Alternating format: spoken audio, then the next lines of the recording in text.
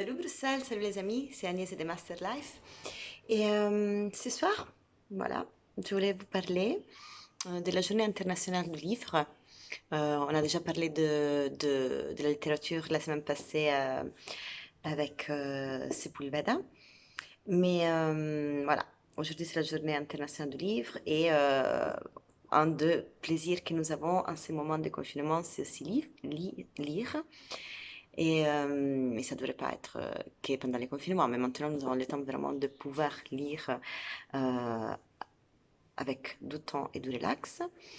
Mais et je savais déjà qu'est-ce que je voulais vous dire, et raconter, et j'ai choisi un livre qui me tient particulièrement à cœur. Et après, je n'arrivais pas à faire la vidéo parce que en fait, je n'étais pas trop bien physiquement aujourd'hui. Et donc, hum, je prends beaucoup d'énergie et de force pour pouvoir faire la vidéo d'aujourd'hui et les partager avec vous. Et j'ai réfléchi à une chose parce que vu que le but avec Elisabetta de Master Life, c'est de partager avec vous notre conseil, notre style de vie, les choses qui nous tiennent à cœur et que nous pensons être intéressants peut-être pour les autres aussi.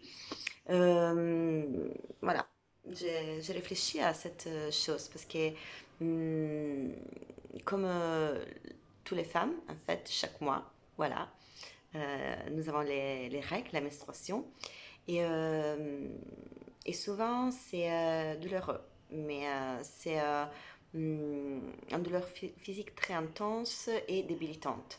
Mais il n'y a pas de congé maladie pour ça, ça n'existe pas. Et donc nous sommes obligés chaque mois, aussi si nous sommes malades, vraiment physiquement, de continuer la vie de tous les jours et d'être performante au travail, dans la vie sociale, dans tout, le sport, la famille, comme si rien ne s'était. Mais notre corps a un rythme et cet rythme doit être respecté aussi. Donc je voulais juste faire une petite parenthèse par rapport à ça. Et parce que justement, vu qu'il y a un confinement, nous avons la possibilité aussi de nous écouter, de nous respecter et de penser beaucoup à la santé parce que là, vraiment, c'est la chose plus importante. J'aimerais bien vraiment qu'en tant que femme, on aille dans le futur plus proche possible aussi la possibilité d'être écouté et de pouvoir respecter et sentir notre corps quand chaque mois on se sent pas bien, de pouvoir vraiment prendre une petite pause pour ça. Donc, ceci dit, Journée internationale du livre et les livres que cette année ça m'a beaucoup touché. Peut-être celui que j'ai plus lu plusieurs fois et souligné et pris beaucoup de notes, c'était Call Me By Your Name. Appelle-moi avec ton nom. Moi, j'ai la version italienne, Chiamami con il tuo nome, di Andrea Siman. Et peut-être que la plupart de vous connaissent déjà les films parce que c'était un énorme succès. Et c'est un merveilleux film sorti il y a quelques années, 2 ans, et c'est merveilleux, basé en Italie, l'été, des acteurs fantastiques, une réalisation superbe. Euh, mais le livre est encore mieux parce que on a la possibilité d'aller vraiment dans les profondes de sentiments, des émotions et de la tête de quelqu'un qui est amoureux.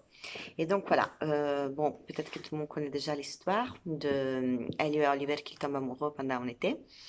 Et c'est une histoire d'amour universel. Et selon moi, personnellement, vraiment, il y a beaucoup de citations dans les livres aussi de littérature, d'histoire et de philosophie. Une phrase, une citation qu'il y a dans les livres qui résume bien pour moi l'esprit que ce livre m'a donné, c'était la citation d'un poème de Paul Celan, Les pendulums, et qu'il dit que la nuit, quand les pendulums de l'amour balancent entre le toujours et jamais. Donc, c'est ça pour moi vraiment les livres. L'amour qui est entre toujours et jamais. Donc, c'est qui a le grand amour d'une vie, la grande passion, l'amour profond, réel de la vie, mais qui, pour quelque bizarre équilibre de l'existence, notre grand amour nous échappe dans le sens que ça pourrait être pour toujours, mais en final, ça s'arrête pour jamais, ou pour jamais plus. Et je ne vais pas faire le spoiler de l'histoire, si vous ne la connaissez pas, mais vraiment, c'est l'autre thème que je pense c'est fondamental, que ça m'a beaucoup touché, c'est le fait qu'à travers l'autre, nous nous connaissons. Donc c'est grâce à l'amour et à ce que l'autre personne nous fait nous découvrir de nous-mêmes qui c'est l'essence de la vie. Et donc voilà, grâce à cet amour, les deux protagonistes apprennent à connaître qui ils sont et les personnes qu'ils ont et qui vont devenir. Et voilà.